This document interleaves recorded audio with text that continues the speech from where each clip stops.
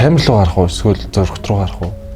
Зурагт та хоёр за нэг рүү гарах юм уу ямар би үүнийг за би Мягмарын сугар эрдэнэ гэдэг сэтгүүлч мэрэгжилтэй хөлбөмбөг хамгийн их сонирхдаг спортын төрөл маань байгаа. Би бизнес удирдлага мэрэгжилтэй. Тэгээд Тейлер бартендер хоёр гэдэг. Спортын талаас их юм бол хөл өмбөг үзнэ. Тэгтээ сагсан бөмбөгийг бас илүү төлөвлөгөө. Тэгтээ сүүлийн үед бол хөл өмбөг үзэх орчин байх юм бол үзээд илүү шимтэж эхэлж байгаа.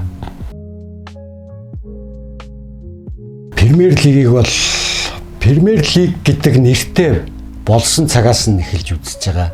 Энд чинь урд нь нөгөө Английн улсын аварга шалгаруулах тэмцээн гэсэн утгатай байжгаад тэгээ 92 оноос Премьер лиг гэдэг нэртэй болсон. Тэр үеэс нь хойш тасралтгүй үзэж байгаа. Ер нь бол Английн Премьер лигийн тоглолтоо бусад лигийг бодвол их хурдтай, эрчтэй, сонирхолтой болдог болохоор Испани, Итали, Германы лигийг бодвол Английн Премьер лиг нь илүү сонирхолтой байдаг. Нэг найзында хөлбөмбөг үзчихсэн юм бас Японд.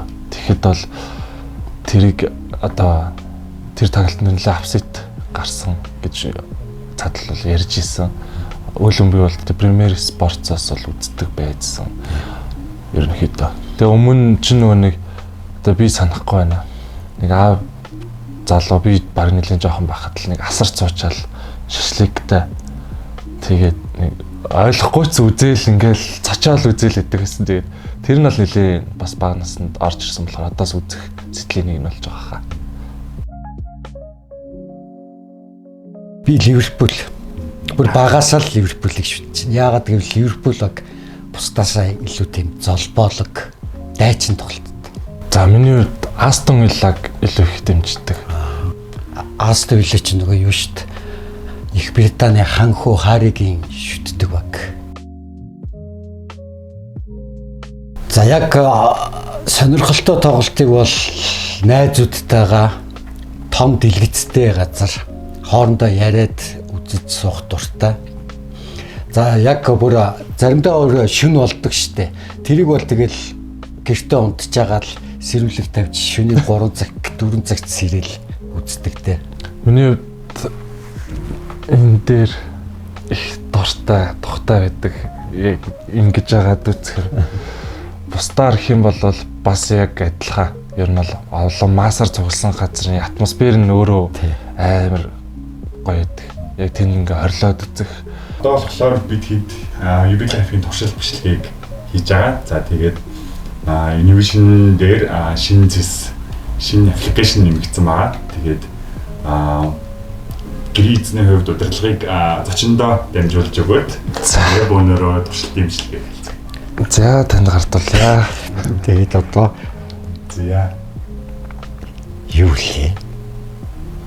Мөрчсэн эхлээд хасаах баг. Та сайбар унтраач шиг.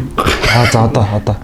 Юу вэ? Тэмцээний хуваар тоглолтын бичлэг тэмцээний хүснэгт мэрэгэн буучт. Бүр үр дүнтэйгээ гарч ирж байгаа юм биш үү? 7 хоногийнх байна.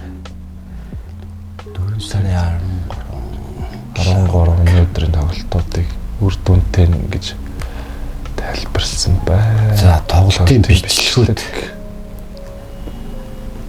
энэ хайлайтс нь тийм баг тий. нэг л ороод үзэх үү? Персонал тийм байна. За. Нийлжлээ. Тэнгүүд 4K болохоор тийм бүр илүү чанартай болчих юм шүү дээ. Тийм байна.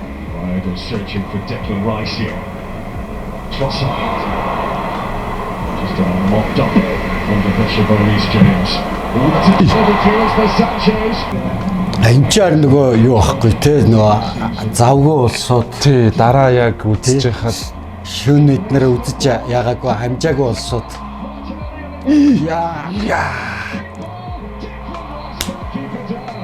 яг ийм үед нь л амар байгаа.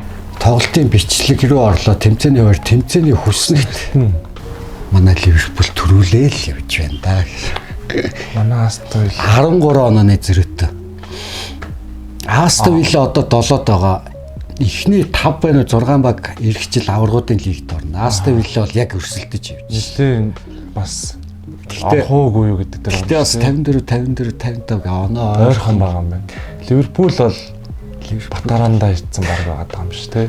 Тэгээ яг юу шүү дээ. Сүүлийн 5 тоглолтын дүн гард юм байна. Тийм байна. Ялаад гэд. А энэ бас их хэрэгтэй юм байна. Мэргэн буучт. Энэ яга Салах, Хааланд, Грисвуд. За энэ бол өстой хүмүүсийн яг цаг завгүй улсууд тэгээд чих юу юм бэ те? Ойлгомжтой их амар юм байна. За ер нь нэг ийм аппликейшн байгаа юм байна. Та хоёрын хувьд таймлог ярил. За надад бол маш таалагдлаа. Одоо бас ингээд орчин үеийн хүмүүс чи их зав зайгүй шүн бас ингээл хүн болгон 3 цагаас 2 цагаас тоглолт үзээд иж чадахгүй. Тэгээ ийм дүрс айгу сайтай. Ийм нягтралтай сайхан дүрсээр таймын үз чинь.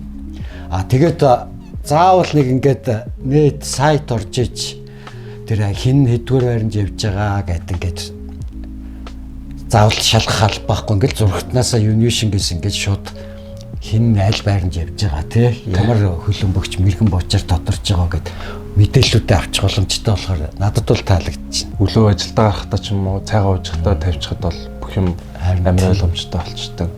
Ажил дээр очиод үздэг хамт олонтой очиж ярихдаа шүнжээгөө үзсэн хүн шиг л ярихаар үр дүнг нь бол таймлж байгаа. Илүү чанартай. Яг миллиметр, сантиметрийн тэр отон тоглолтод орсон хэсэг нь ч гэсэн айгүй гоё тод гарч ийн штэ. Гэхдээ одоо яг зүгээр нэг хүснэгтэй тавьчихаагүй тэр тухайн багийн сүүлийн 5 тоглолтын үр дүнг хожсон, тэнцсэн, хожигдсныг нь хүртэл ингээд тавьсан байгаа болохоор одоо жишээ нь ингээд дараагийн тоглолтыг үзэхдээ тэр тухайн баг ямар формтой байгаа 3 дараалж хоцсон, 2 дараалж хожигдсан юм уу гэдг нь ингээд шууд мэдээлэл авчиж байгаа болохоор бас ингээ хүмүүсийн үзэгчдийн цагийг бол маш их хэмнэж хүчин л гэж бодож байна. Ер нь бүх юмыг яг ингээд нэг дор, нэг багц руу оруулсан байгаа нь бол амар. Харин цаг хэмнэхээр цаг үе чинь одоо үед бол нэлээд л өөрчлөлт шүү дээ. Одоо бол ч гэсэн жинхэнэ нөгөө орчин үеийн цаг бол алт гэсэн юмд орсон шүү дээ. Тэгэхээр чи яг ингээ Премьер Лиг гээд хамаг юм базаад тэгээд таймыг үзүүлээд төснөгтийг гаргаад ингээд гоолуудыг үзүүлээд ингэчээр хүн ерөөсөө яг энэ ап руу ороод тэгээд бүх хэрэгтэй мэдээлэл авчих болохоор миний бодлоор бол энэ Премьер Лигийн фанатууд хөлөөмөг сонирхогчд бол шууд бүгдээрээ ийшээ орох байх гэж бодож байна. Анаар Ливерпулийг юу гэж боддог вэ?